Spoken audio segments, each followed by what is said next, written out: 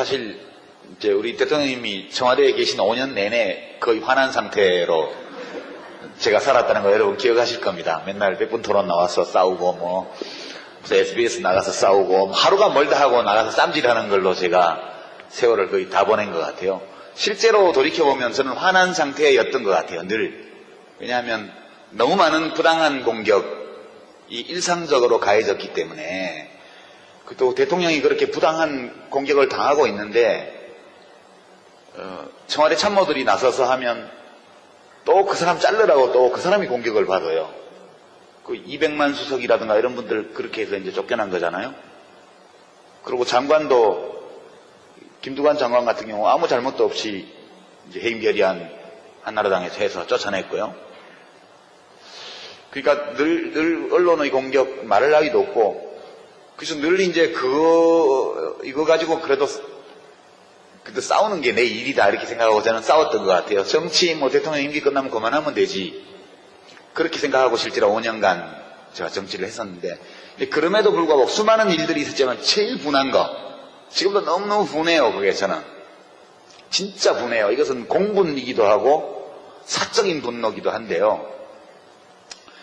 이제 노무현 대통령이 스스로 목숨을 끊으셨지만 죽인 거라고 저는 생각해요.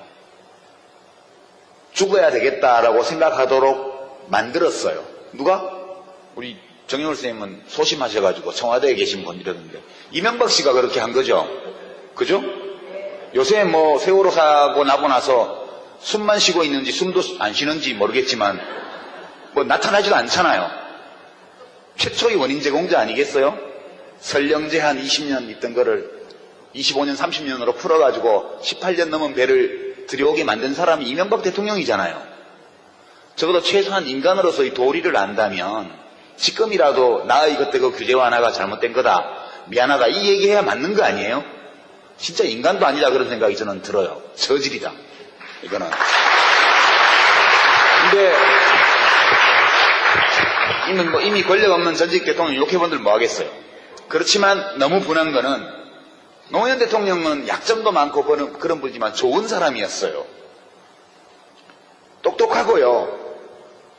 대학은 안 나오셨지만 지식도 많았고요. 논리적으로 사고할 줄 알고 품격이 있는 분이었어요. 맨날 조정동에서는 품이 없다고 얘기를 하는데 인간적 품격으로 치면 정말 품격이 있는 분이었어요. 사람을 사랑할 줄 알고 마음을 소통할 줄 알고 자기 잘못이 있을 때 그걸 금방 깨닫고 인정하고 고치려고 노력했던 분이에요. 이게 품격이 있는 인간이죠. 품위가 있는 인간이죠.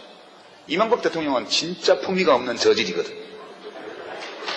저는 노무현 대통령처럼 사랑받을 자격이 충분한 품격이 있는 인간이 그런 야비하고 저열한 인간에게 죽었다. 이게 진짜 분해요. 지금 생각해도 너무너무 분해요. 그리고 복수를 해야 되는데 우아하게 복수를 해야 될 텐데 그 생각을 많이 하죠. 이것은 저는 일정 부분 사적인 감정인 동시에 공적인 분노라고 저는 생각을 합니다. 너무 심한 말을 하면 현직 대통령한테는 또 시끄러워질지도 모르겠지만 박근혜 대통령은 저질은 아닌 것 같아요. 이명박 대통령처럼 저질은 아니에요. 그러나 좀 다른 글자가 들어가는 질 같아요. 여러분 마음대로 상상하십시오. 제가 세월호 사고가 날 때 진도에 있었거든요. 팽목항에서 자동차로 10분 거리에 있는 민박집에서 대한민국 현대사에 대한 글을 마무리하고 있었어요. 아침에 잠깐 민박집 아저씨가 저 앞에 배가 사고 났는데 애들은 다 구했다더라 그렇게 얘기를 해서 그런 줄 알았어요. 점심 먹으러 나왔다가 애들이 다 죽었다는 것을 알게 됐죠. 그 다음날 진도에서 나왔는데요. 잠이 잘 안 오고 밥 먹다가 이렇게 목이 막 막히고 밤에 저 혼자 민박집에서 방문을 걸어 잠겨놓고 막 소리를 지르고 그렇게 되더라고요, 제가. 그래서 그 진도에 더 있으면 안 될 것 같아서 막 그 민박집에 사람도 아무도 없었는데 나밖에 없었는데 막 기자들이 밀려들고 난리예요. 그래서 이제 제가 그날 짐을 사서 나왔는데 박근혜 대통령이 진도 체육관에 처음 갔을 때 눈물이 나와야 정상이에요. 그쵸? 우리의 이 눈물샘이라는 거는, 이거는 자율신경이에요. 내가 울어야 되겠다 이렇게 해서 울 수도 있지만, 나의 의지와 상관없이 내 마음속에 슬픔이 차오르면 저절로 눈물샘이 자극되도록 우리가 설계되어 있잖아요. 어떻게 그 진도체육관에 와서 안 울 수가 있어요? 저는 그게 정말 이해가 안 되더라고요. 기자회견장에서는 눈물이 나는데 진도체육관에서 왜 안 나죠? 저는 이거는 아닌 것 같다. 우리 사회가 기본적으로 우리가 나눠야 될 것은 마음이잖아요. 대통령도 잘못할 수 있어요. 정부도 작동이 잘 안 될 수가 있습니다. 그죠? 활동한 7년간 7년차 집권해오는 동안에 옛날 참여정부, 국민의 정부 시절에는 받아먹더라도 눈치 봐가면서 받아먹고, 그죠? 받아먹더라도 할 일은 좀 하고 이러던 사람들이 이명박 대통령 취임 이후 지금 7년째 오면서 이제는 아무 일도 안 하고 받아먹고, 해야 될 일을 안 하고 받아먹고, 아예 아무 일도 안 하는 상황으로 와버렸잖아요. 부패가 없을 수는 없지만, 부패는 어디나 있지만 조심하고 경계하고 눈치 보면서 부패하는 것과 대놓고 하는 건 달라요. 저는 이 세월호 사건의 원인은 부정부패라고 생각해요. 정실인사, 뇌물, 이게 다 돈이 오고 갔든 안 갔든 원칙과 상식에 어긋나는 반칙과 편법, 불법을 저지른 부패잖아요.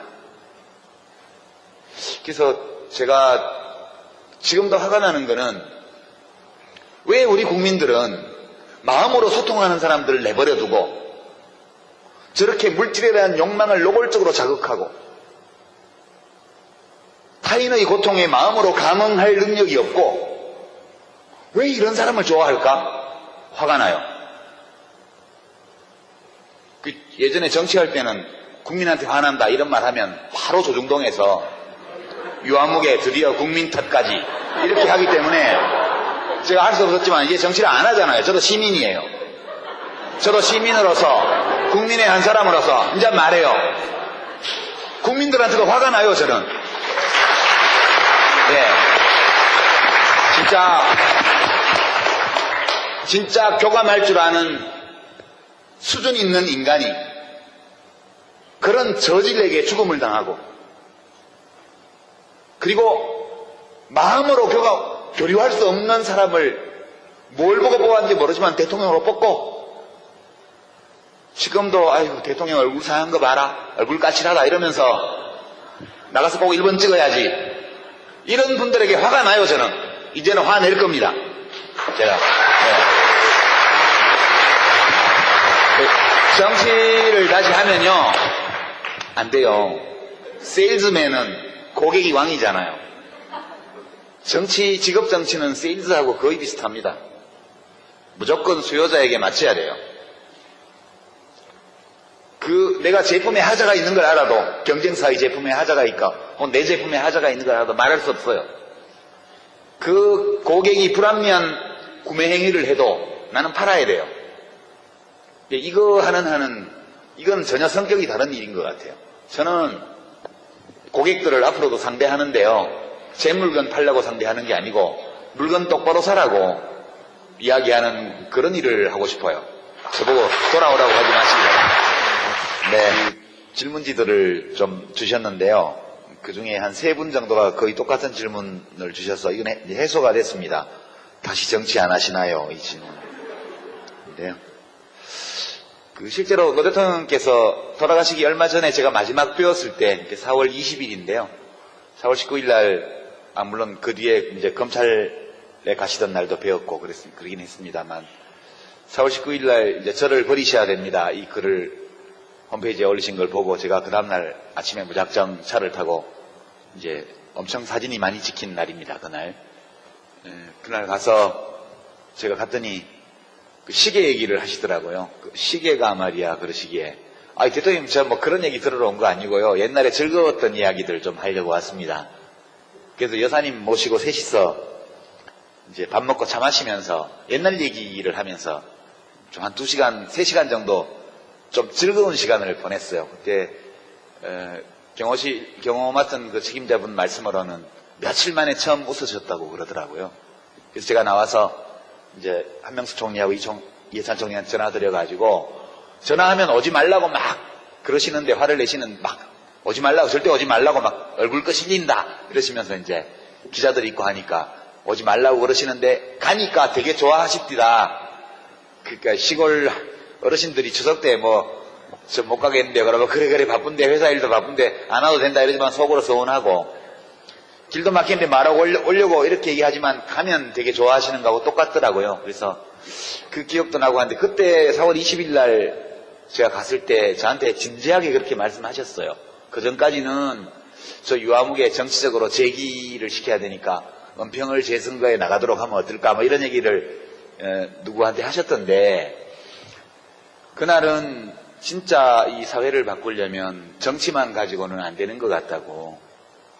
그래서 당신은 정치하지 마라 그러죠. 그럼 뭐 해요? 그랬더니 젊은 사람들 만나서 강연도 하고 글도 쓰고 그게 더 낫지. 정치는 누가 합니까? 했더니 정치는 정치밖에 못하는 사람들이 하면 되지. 저한테 그러셨어요. 그래서 저는 그날은 그냥 하신 말씀이 아니고 정말 진지하게 저한테 말씀을 하셨는데 그 뒤에 저는 정치를 하려고 그랬죠 또. 예. 근데 잘 안 되더라고요. 역시 대통령님 판단이 말 들을 걸 괜히 했다 제가 그 생각했고요. 제가 최근에 어디 책을 읽다가 본 귀절인데요. 선생님 착한 사람하고 나쁜 사람이 싸우면 누가 이겨요? 그렇게 질문을 하니까 답이 힘센 놈이 이기지. 예, 착한 놈하고 나쁜 놈하고 싸우면 누가 이기냐? 힘센 놈이 이겨요. 착하든 나쁘든. 근데 노 대통령께서 이제 봉화마을 사시면서 마지막에 남기신 말씀들이나 글들이 나중에 진보의 미래라는 책으로 이제 나왔죠. 거기 보면 그 버스 이야기가 나오죠. 이제 부산에서 진영 가는 버스인데 중간에 어디 섰어요. 버스가 복잡해요. 그러니까 이제 사람들이 야 운전사 양반 그만 태워서 비잡다 이제 경상도 말로 비잡다 그만 태워서 이러면 이거 보수예요. 좀 안으로 좀 들어가 봅시다. 같이 타고 가게. 이렇게 말하면 이게 진보래요. 그게 이제 노무현 대통령의 보수 진보 분류법이었어요. 이제 그분은 무슨 복잡한 문제든 이렇게 쉽게 바꿔내는 능력이 있는 분이셨어요. 그러니까 언어 감각이 거의 마술사의 수준에 있으신 분이세요. 그런 점에서는. 그러니까 비잡다 그만 태워라. 이렇게 얘기하는 건 보수고 좀 안으로 좀 들어갑시다. 같이 타고 가게. 이렇게 말하면 진보라는 거죠. 그 차이가 뭘까요? 저는 그것이 타인의 고통, 타인의 아픔, 다른 사람의 소망에 감응하는 능력의 차이라고 봐요. 그 감응 능력이 적은 사람이 보수가 돼요. 그 감응을 잘하는 사람이 진보적이에요. 그러니까 보수 진보는 무슨 노동자 계급이라서 진보가 되는 게 아니에요. 제 생각에는. 노동자 계급에 속해도 타인의 고통에 감응할지 모르면 자기 임금 올리는 데만 관심이 있는 거예요. 그죠? 자기는 강남에 사는 뭐 몇백억 부자지만 다른 사람의 고통에 너무 마음이 아픈 사람은 희망버스를 타고 한진중공업으로 가는 거예요. 이게 어찌 보면 계급적 귀속이나 이런 것들은 여러 요인 중에 하나고 그다지 중요한 것이 아닐 수도 있다 저는 그렇게 생각을 합니다. 이렇게 생각하니까 저는 막시스트가 못 되는 거죠. 네? 막스가 18살 때 쓴 글을 보면 저는 되게 좋아하는 문장인데 그때는 뭐 작가도 뭣도 아니었던 거예요. 사회주의자도 아니었던 거죠. 근데 그런 문장을 썼대요. 이 세상에 모든 사람들 중에서 행복하지 않은 사람이 한 사람이라도 있다면 나는 그런 세상에 살고 싶지 않다고. 예. 마르크스는 그런 감흥 능력이 아주 굉장히 컸던 사람이죠. 제가 세월호 사고가 나고 나서 뭐 국민 미개 국민 뭐 이런 얘기 돌고 뭐 대통령이 죽였냐 뭐 왜 대통령 보고 그냐 뭐 유족이 무슨 벼슬이냐 이런 말들이 주로 새누리당 주변에서 많이 나오는 건 아시죠? 예. 그러니까 저게 뭐냐 이래서 이제 어떤 분이 평하기를 이 싸움은 진보와 보수의 싸움이 아니고 인간 대 짐승의 싸움이다. 그렇게 얘기하는 걸 제가 어디서 봤는데요. 짐승은 좀 과장된 거죠. 그러니까 이제 정확하게 표현하면 타인의 고통에 감응할 줄 아는 인간과 타인의 고통에 감응하는 능력이 극히 약하거나 그런 능력이 없는 전문 용어로 따옴표 치고 사이코패스 혹은 소시오패스와의 싸움이라는 거예요. 그러니까 이 타인의 고통에 감응하는 능력이 전적으로 결여되고 공격적 성향이 있으면 이 연쇄살인범이 되잖아요. 그런 분들 중에서 나오잖아요. 연쇄살인범이. 그러니까 저는 그렇게 생각해요. 지금 이 질문 주신 분이 무엇 때문에 고민하시는지 알겠는데 사회를 바꾸는 힘은 악해져서 나오는 게 아니에요. 악하면 사회를 못 바꿔요. 그리고 악해져야 힘을 키울 수 있는 것도 아니라고 봐요. 진짜 큰 힘, 우리 대한민국을 이만큼의 민주주의라도 이루어지는 나라로 만든 힘이라는 것은 그 자체로서는 작지만 약하지만 선한 마음들이 수백만 수천만이 모여서 이 변화를 만들어낸 거기 때문에요. 우리는 착한 가운데 힘이 세져야 된다. 저는 그렇게 생각을 합니다. 이게 둘 다 간단치 않은 질문이긴 해요. 근데 이제 노 대통령께 제가 이렇게 직접 여쭤본 적은 없어요. 왜 이 길을 오셨습니까? 그러나 이제 제가 느끼는 바가 있죠. 느끼는 바가 있고. 그런데 여러 가지 답을 할 수 있겠지만 이제 제 경우도 그러하고 노무현 대통령 경우도 그렇고 이게 왜 정치를 했을까? 왜 대통령이 되려고 하셨을까? 왜 그런 방식으로 대통령직을 수행하셨을까? 그리고 왜 그런 식으로 떠나셨을까? 이 전체를 생각해 보면 노무현 대통령은 자기 자신을 굉장히 적극적으로 표현하고 사신 분이라는 생각이 들어요. 이게 이제 자아실현이라는 말이 자기 자신의 가능성, 자기의 개성, 그리고 자기의 지향, 그러면 내가 도달할 수 있는 가장 높은 곳까지 도달하려는 의지, 이런 것들이 이제 자아거든요. 그러니까 노무현 대통령은 이제 속된 표현으로 하면 야심이 이만저만한 분이 아니셨어요. 그 야심이 내가 대통령이 돼야 되겠다. 이거는 그렇게 큰 야심이 아니에요. 그분의 야심은 반칙하지 않고도 이길 수 있다는 것을 보여주겠다. 그런 거예요. 그거는 대통령이 되는 것보다 훨씬 어려워요. 대통령이 되는 것을 목표로 삼으면 그냥 반칙을 해서라도 하면 되죠. 그렇지만 대통령이 되는 것이 목표가 아니고 반칙하지 않고도 이길 수 있다는 증거가 되고 싶다. 이렇게 되면 이 야심은 정말 대단한 거거든요. 그래서 저는 이제 노 대통령이 야심이 굉장히 큰 분이었다. 그리고 그런 큰 야심을 내면에 가지고 있는 그분의 그분의 인격적 자아라는 것은 굉장히 독특한 면이 있었던 것이고, 그 점이 보통의 우리들과 좀 다른 점이 아니었을까, 그렇게 생각하고, 닮고 싶어도 닮으려고 노력은 할 수 있는데 꼭 닮기는 어려운 분인 것 같다, 이분은. 네, 그런 생각이에요. 그리고 이 목표는 사실 꼭 대통령이 됨으로써만 이룰 수 있는 것은 아니고, 우리가 일하고 있는 모든 공간에서 정직하게 반칙하지 않고 살아도 성공할 수 있다는 걸 보여줄 수 있는 방법은 참 다양하게 많은 것 같아요. 그래서 저는 우리가 대통령과 비슷한 야망을 품어도 되지 않나? 그런 생각도 한편으로 하고요. 제가 정치를 한 거는 사실은 이제 저는 경상도 출신이고 서울대를 나왔고, 그런데 그게 다 싫어요, 문화적으로. 옛날에 프랑스 대혁명기 미국 독립전쟁 때 라파에트라는 프랑스 귀족이 있었는데, 그 사람은 미국까지 배 타고 건너와가지고 독립전쟁 하는데 미국 편을 들고 그랬죠. 근데 라파에트가 왜 미국 독립전쟁에 가담했을까? 이제 이거에 대해서 여러 가지 분석이 있는데, 어떤 학자가 분석하기로는 그 당시 유행하던 춤을 출 줄 몰라서, 그러니까 귀부인들이 살롱에 왔다 갔다 하면서 노는 게 체질에 안 맞아서 이제 전쟁터로 갔다는 거죠. 그런 면이 좀 있는 것 같아요. 저는 사실 너무 화가 나서 그때 정치를 했고요. 솔직히 노무현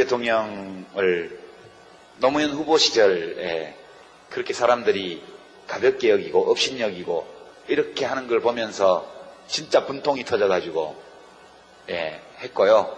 저는 그분을 꽤 오랫동안 알아왔지만 제가 서울대를 비롯한 이른바 명문대 운동권에서 직접 겪어보았던 그 어떤 분들보다 뛰어난 분이셨어요. 저는 능력 있는 사람을 좋아해요. 제가 사실 특성이 똑똑한 사람 좋아하고요. 능력 있는 사람을 좋아하고 의지가 강한 사람 좋아하고 걸출한 어떤 사람을 흠모하는 경향이 저한테 있어요.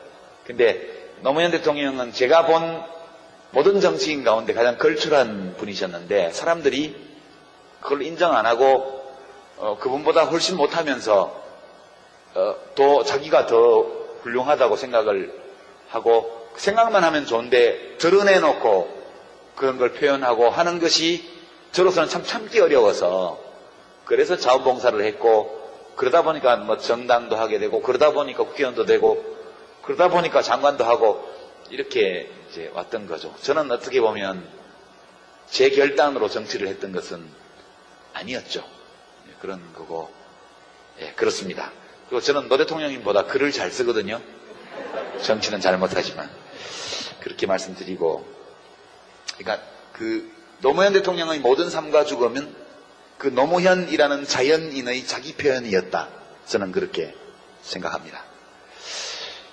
그 다음에 두 번째 이제 소위 새누리당 보수 세력, 그런 현재 집권 세력 이분들도 진짜 애국심이 있냐? 그죠? 진짜 나라를 위해서 일하려고 하냐? 그냥 말만 그렇게 하고 실제로는 자기 이익만 누리려고 하나? 덕담을 해줄 수 있으면 좋겠는데요. 그분들도 그런 좋은 의도를 갖고 있어. 이렇게 말씀해 드릴 수 있으면 참 좋겠는데 제가 겪어본 바로는 도저히 양심상 그렇게 말 못하겠습니다. 옛날 정치할 때 같으면 그렇게 말할 거예요. 저도 점수를 따야 되기 때문에. 근데 솔직히 제가 국회 안에서 안팎에서 겪어본 걸로는 악한 점이 있어요. 악한 점이. 근데 이 악한 점이 원래부터 타고난 어떤 사악함을 내면에 갖고 있다기보다는 그냥 생각이 없는 거예요. 이게 한나 아렌트가 이야기한 악의 평범성 또는 비속성이라는 건데요. 그 세월호 희생자의 유가족 입장에 서보지 않기 때문에 미개국민 발언이 나오는 거거든요. 그러니까 악의 평범성이라는 것은 그 바날러티라고 영어로서는 그게 우리는 평범성으로 해석을 하는데 제 판단에는 비속성이라고 말하는 게 더 표현하는 게 맞는 것 같아요. 그러니까 내가 저 사람 입장에서 생각을 안 해보는 거예요. 그게 한나 아렌트가 예루살렘의 아이히만이라고 하는 책에 쓴 개념인데요. 그 사람이 나치의 학살 명령을 그대로 집행한 책임자, 수용소 책임자인데 뭐라고 주장했냐면 나는 그냥 국가의 명령에 따라서 애국심에서 지시대로 나의 직분에 따라서 내가 할 일을 했다. 그렇게만 주장하죠. 그건 정직한 태도고 그럴 수도 있어요. 그러나 역지사지를 전혀 안 해본 거죠. 그러니까 이 생각 없음을 한나 아렌트는 악이라고 그랬거든요. 제가 이제 새누리당이나 최근 이 세월호 사태를 둘러싸고 온갖 이해할 수 없는 말들을 내뱉는 사람들을 볼 때 그분들이 마음속에서 어떤 절대 악을 갖고 있기 때문이 아니고 이 생각 없음이라는 이 악의 비속성, 이 무엇인지를 제일 잘 보여주고 있다고 저는 보는 거예요. 생각하지 않으면 악에 빠지게 돼요. 생각하지 않으면 악에 물들게 돼요. 생각이 없으면 악을 저지르게 돼요. 악에 가담하게 돼요. 악이라는 것은 특별한 무엇으로 존재한다기보다는 우리들 각자의 내면에도 일정 부분 있을 수밖에 없는 어떤 요소다. 저는 그렇게.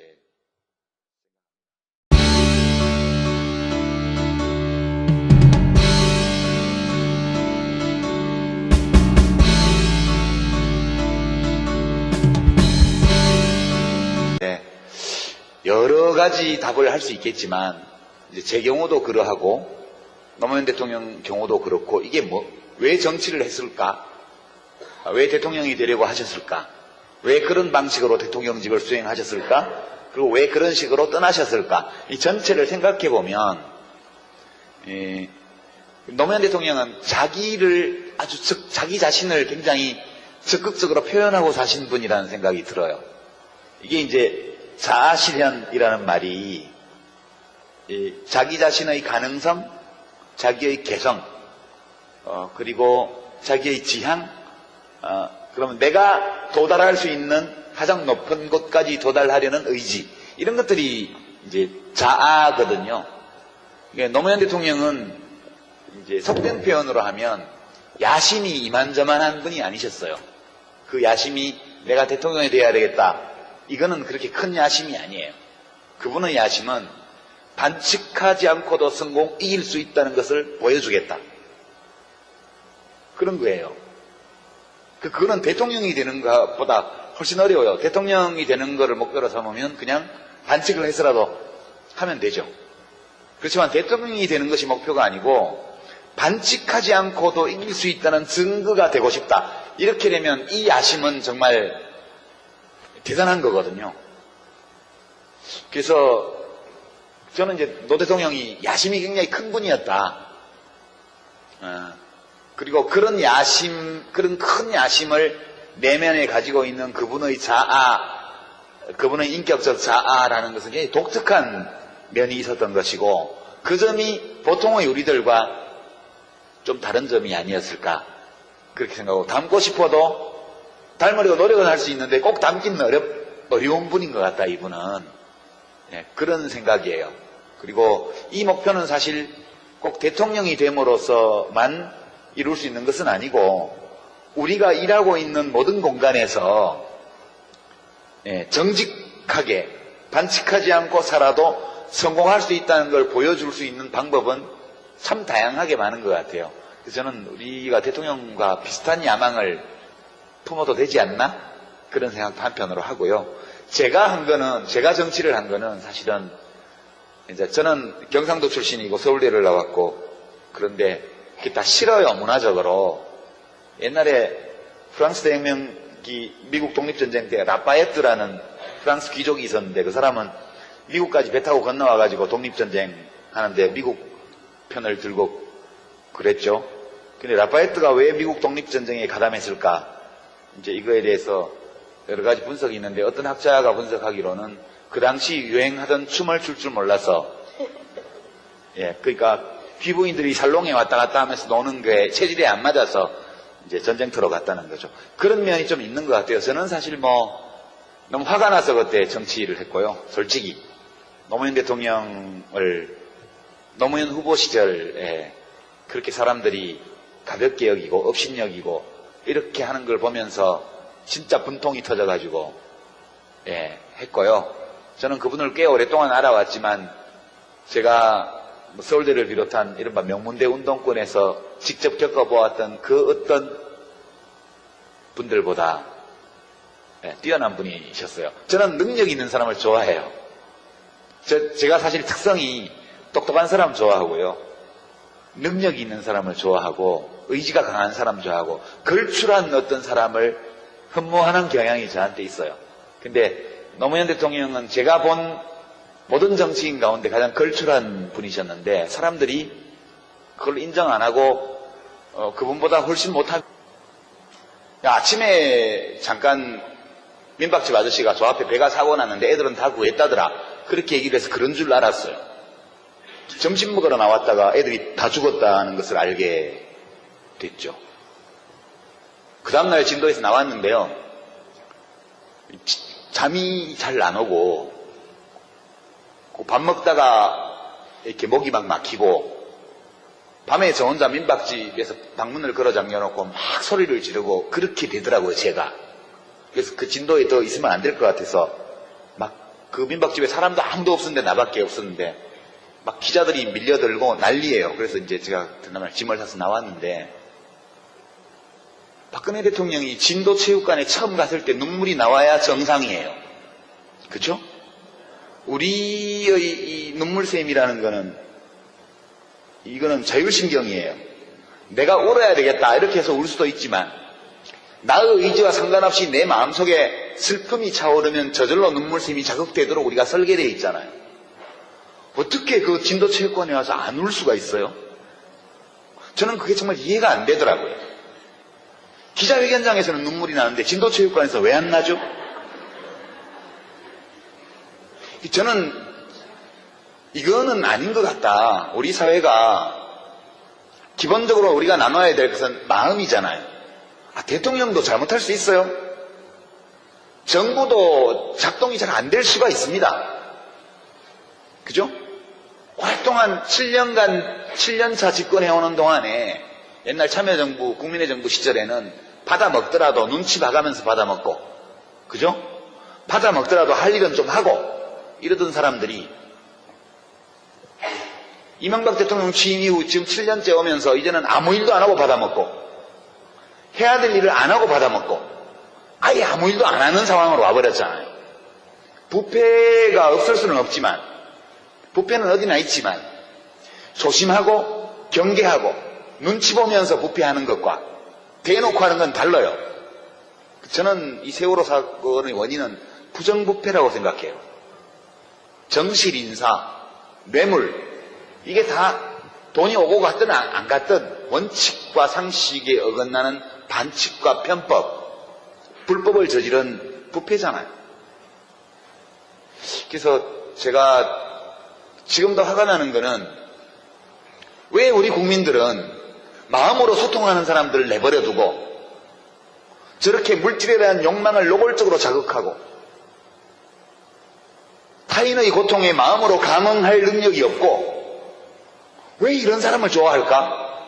화가 나요.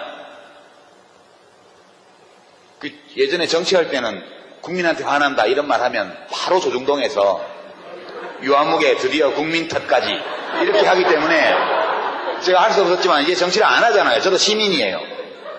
저도 시민으로서 국민의 한 사람으로서 이제 말해요. 국민들한테도 화가 나요. 저는. 네. 진짜 교감할 줄 아는 수준 있는 인간이 그런 저질에게 죽음을 당하고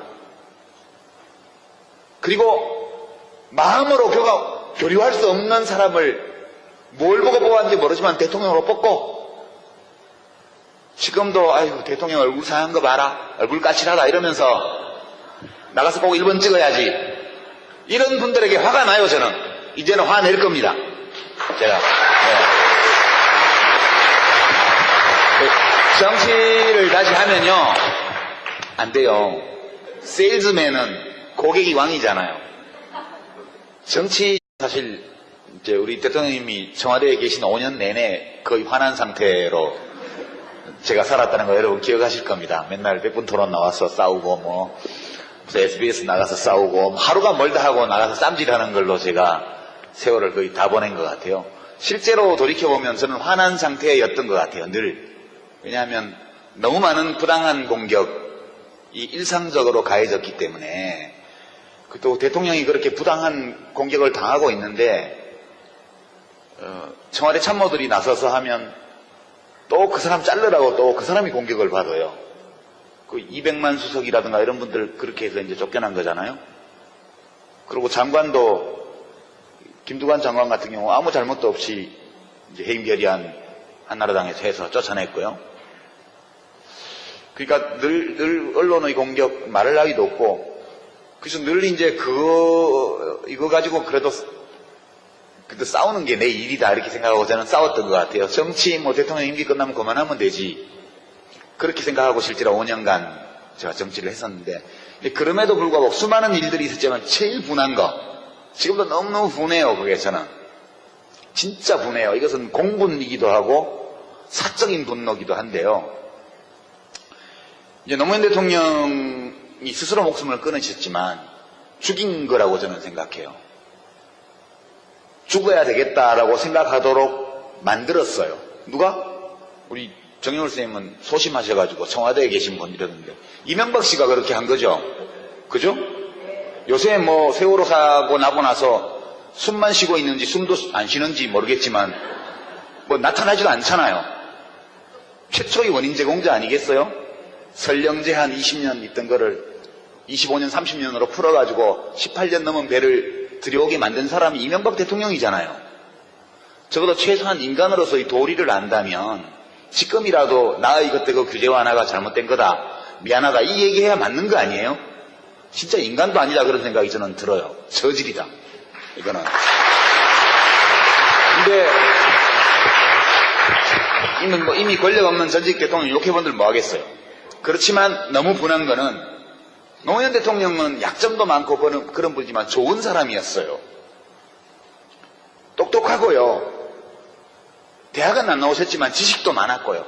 논리적으로 사고할 줄 알고 품격이 있는 분이었어요. 뭐 맨날 조정동에서는 품이 없다고 얘기를 하는데 인간적 품격으로 치면 정말 품격이 있는 분이었어요.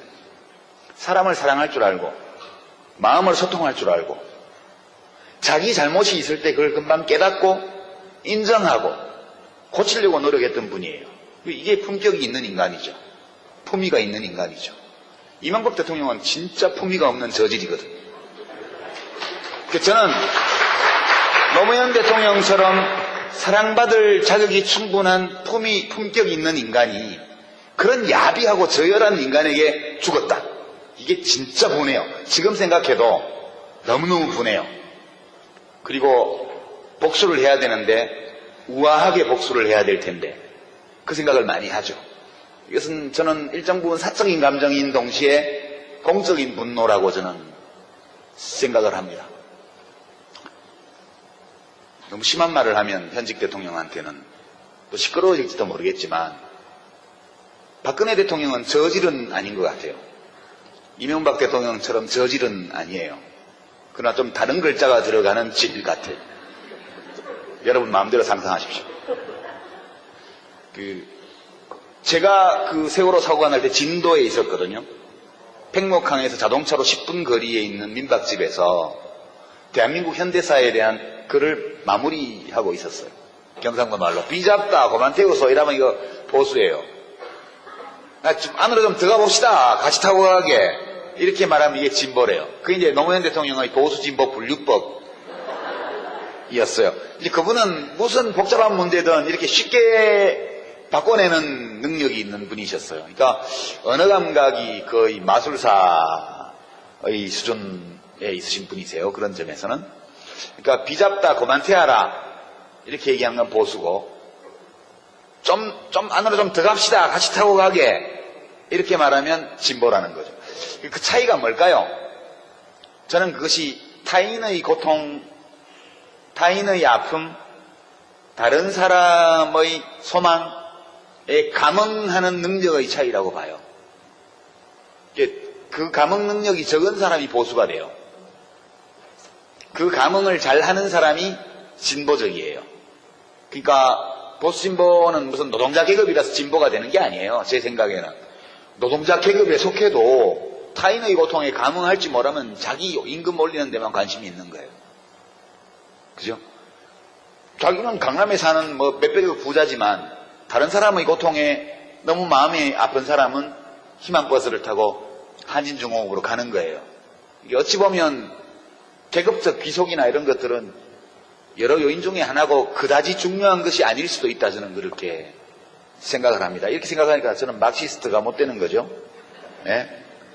막스가 18살 때 쓴 글을 보면 저는 되게 좋아하는 문장인데 그때는 뭐 작가도 뭣도 아니었던 거예요. 사회주의자도 아니었던 거죠. 근데 그런 문장을 썼대요. 이 세상에 모든 사람들 중에서 행복하지 않은 사람이 한 사람이라도 있다면 나는 그런 세상에 살고 싶지 않다고. 마르크스는 그런 감흥 능력이 아주 굉장히 컸던 사람이죠. 제가 세월호 사고가 나고 나서 뭐 국민 미개 국민 뭐 이런 얘기 돌고 뭐 대통령이 죽였냐 뭐 왜 대통령 보고 그냐 뭐 유족이 무슨 벼슬이냐 이런 말들이 주로 새누리당 주변에서 많이 나오는 건 아시죠? 예. 그러니까 저게 뭐냐 이래서 이제 어떤 분이 평하기를 이 싸움은 진보와 보수의 싸움이 아니고 인간 대 짐승의 싸움이다. 그렇게 얘기하는 걸 제가 어디서 봤는데요. 짐승은 좀 과장된 거죠. 그러니까 이제 정확하게 표현하면 타인의 고통에 감응할 줄 아는 인간과 타인의 고통에 감응하는 능력이 극히 약하거나 그런 능력이 없는 전문 용어로 따옴표 치고 사이코패스 혹은 소시오패스와의 싸움이라는 거예요.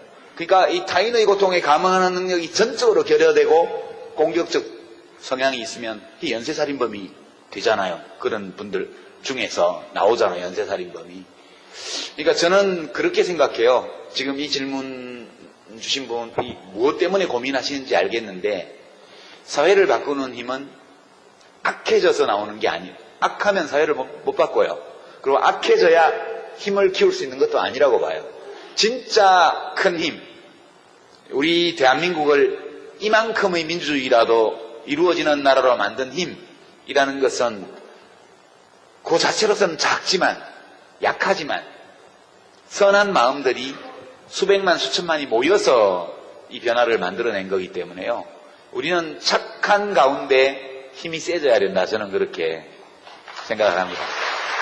이게 둘 다 간단치 않은 질문이긴 해요. 근데 이제 노 대통령께 제가 이렇게 직접 여쭤본 적은 없어요. 왜 이 길을 오셨습니까? 그러나 이제 제가 느끼는 바가 있죠. 느끼는 바가 있고. 그런데 직업 정치는 세일즈하고 거의 비슷합니다. 무조건 수요자에게 맞춰야 돼요. 내가 제품에 하자가 있는 걸 알아도, 경쟁사의 제품에 하자가 있고, 내 제품에 하자가 있는 걸 알아도 말할 수 없어요. 그 고객이 불합리한 구매 행위를 해도 나는 팔아야 돼요. 이거 이건 전혀 성격이 다른 일인 것 같아요. 저는 고객들을 앞으로도 상대하는데요. 제 물건 팔려고 상대하는 게 아니고, 물건 똑바로 사라고 이야기하는 그런 일을 하고 싶어요. 저보고 돌아오라고 하지 마시기 바랍니다. 네, 질문지들을 좀 주셨는데요. 그 중에 한 3분 정도가 거의 똑같은 질문을 주셔서 이건 해소가 됐습니다. 다시 정치 안 하시나요? 이 질문. 네. 실제로 노 대통령께서 돌아가시기 얼마 전에 제가 마지막 뵈었을 때 4월 20일인데요.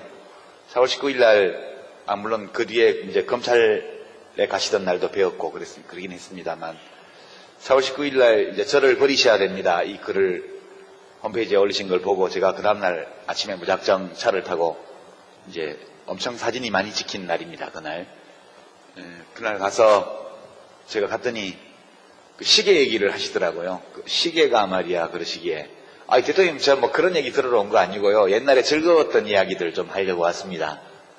그래서 여사님 모시고 셋이서 이제 밥 먹고 차 마시면서 옛날 얘기를 하면서 좀 한 2시간, 3시간 정도 좀 즐거운 시간을 보냈어요. 그때 경호 맡은 그 책임자분 말씀으로는 며칠 만에 처음 웃으셨다고 그러더라고요.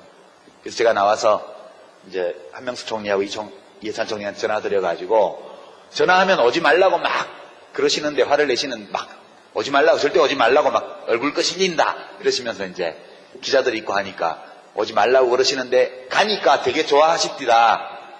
그러니까 시골 어르신들이 추석 때 저 못 가겠는데 그러면 그래 바쁜데 회사 일도 바쁜데 안 와도 된다 이러지만 속으로 서운하고 길도 막히는데 말하고 오려고 이렇게 얘기하지만 가면 되게 좋아하시는 거하고 똑같더라고요. 그래서 그 기억도 나고 하는데 그때 4월 20일 날 제가 갔을 때 저한테 진지하게 그렇게 말씀하셨어요. 그 전까지는 저 유아무개 정치적으로 제기를 시켜야 되니까 은평을 재선거에 나가도록 하면 어떨까 뭐 이런 얘기를 누구한테 하셨던데 그날은 진짜 이 사회를 바꾸려면 정치만 가지고는 안 되는 것 같다고. 그래서 당신은 정치하지 마라 그러시오. 그럼 뭐 해요? 그랬더니 젊은 사람들 만나서 강연도 하고 글도 쓰고 그게 더 낫지. 정치는 누가 합니까? 했더니 정치는 정치밖에 못하는 사람들이 하면 되지. 저한테 그러셨어요. 그래서 저는 그날은 그냥 하신 말씀이 아니고 정말 진지하게 저한테 말씀을 하셨는데 그 뒤에 저는 정치를 하려고 그랬죠 또. 예. 근데 잘 안 되더라고요. 역시 대통령님 판단이 말 들을 걸 괜히 했다 제가 그 생각했고요. 제가 최근에 어디 책을 읽다가 본 규절인데요. 선생님 착한 사람하고 나쁜 사람이 싸우면 누가 이겨요?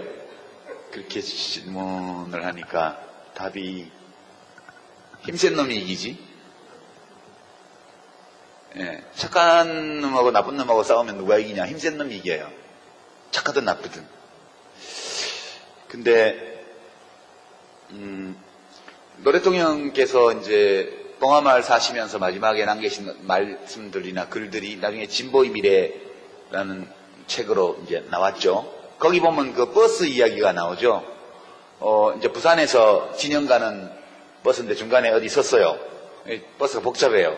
그러니까 이제 사람들이, 야, 운전사 양반 그만 태워서 비 잡다. 이제